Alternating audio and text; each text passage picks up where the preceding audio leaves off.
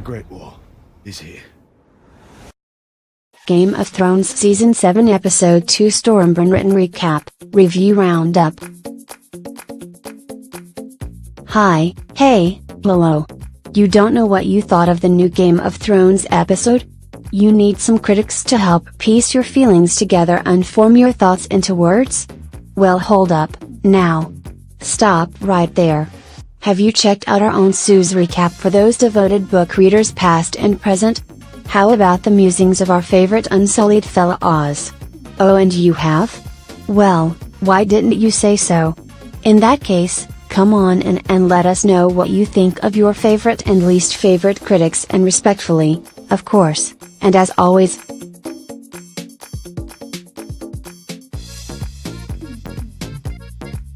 While most of the critics are book readers and fewer are show-only watchers, it's becoming less and less common for reviewers to even distinguish themselves at this point.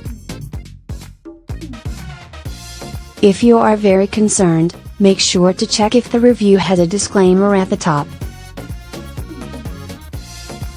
Additionally, you might notice a few critics missing or substituted by other critics this week. This is due to many in attendance at Comic-Con this past weekend, presumably unable to watch GOTS on time, understandably due to prior commitments.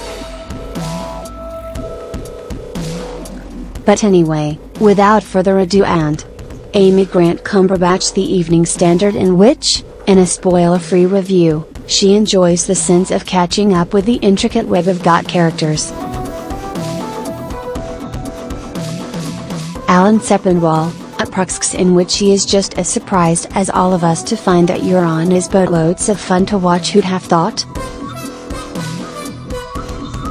Alex Mullen, Digital Spy, in which he acknowledges the momentous occasion it is to have 3 eunuchs, a dwarf, and 5 women sitting around a map plotting, compared to earlier seasons, and calls this episode Game of Thrones at its riveting best. Alyssa Rosenberg, The Washington Post, in which she analyzes what motivates people in times of crises and war, and the different ways various rulers or people in authority appeal to their followers, would-be or otherwise. Andrew Snell, Mirror, in which he highlights the uniqueness of Maester Qyburn's bagginess, when compared to villains like Ramsay, Euron, or Joffrey. Brandon Nowak, the AV Club, in which he observes the smoothly flowing scenes, one into another, as though they finally represent one grand sequence at long last. Dave Gonzalez, Thrillist, in which he speculates on the futures of many of our characters who are now in near perilous situations. David Crow, Den of Geek, in which he thinks the ending sea battle was nothing special, lacked emotional resonance, and negatively compares it to Spartacus.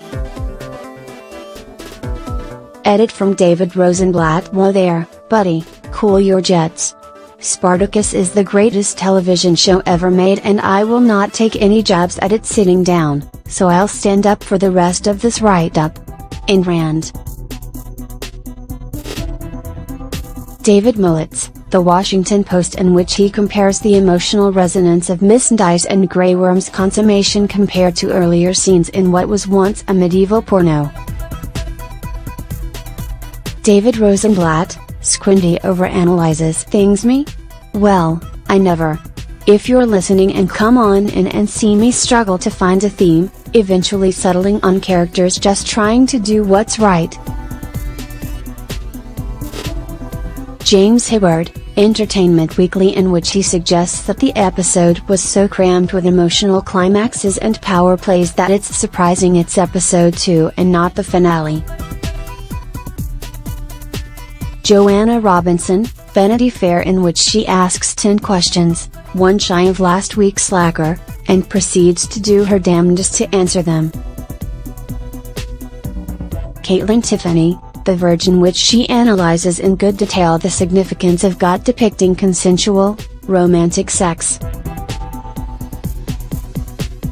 Kim Renfro, Business Insider, in which she connects many scenes from the episode with scenes from seasons past, among, of course, 800 other excellent articles.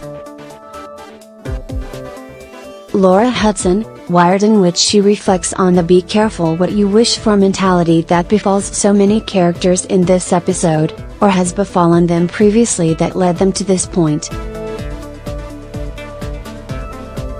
Laura Stone, Hey Don't Judge Me, in which she and I honestly don't know how to summarize this one. You just need to read on for yourself. As a matter of fact, it's a requirement that you experience the greatness that is within.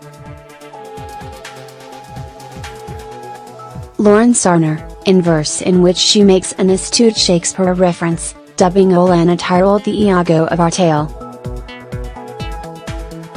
Melanie McFarland, Salon, in which she thinks that the show continues to spend too much time frequenting loose ends and plots that aren't central to the main story, but doesn't mind when the loose end is a good one, Aria and Nymeria. Michael Walsh, Nerdist, in which he dares to claim that the sea battle was gorgeous and superior even than the Battle of the Blackwater and them some fighting words. Mike Bloom, Salon, in which Westeros World News grabs the latest headlines and puts them on a newsstand for your reading pleasure. Obituaries come in pairs this week. Miles McNutt, the AV Club, in which he reminds us that there are many secrets the audience knows about that the characters did not necessarily know. Neil Miller, Film School Rejects, in which he compliments Arya's slow return to a non-murder lifestyle, albeit one that will likely not last long. Nina Shin Rastogi, Vulture, in which she believes that too many scenes and happenstances in the episode were too coincidental and unrealistically out of place. Prepare your pitchforks, we march at daybreak. Rob Bricken, Iona, in which he understands that our characters, particularly Daenerys, need to go through rough times and experience difficulty if they are to ever achieve their goals, or even survive.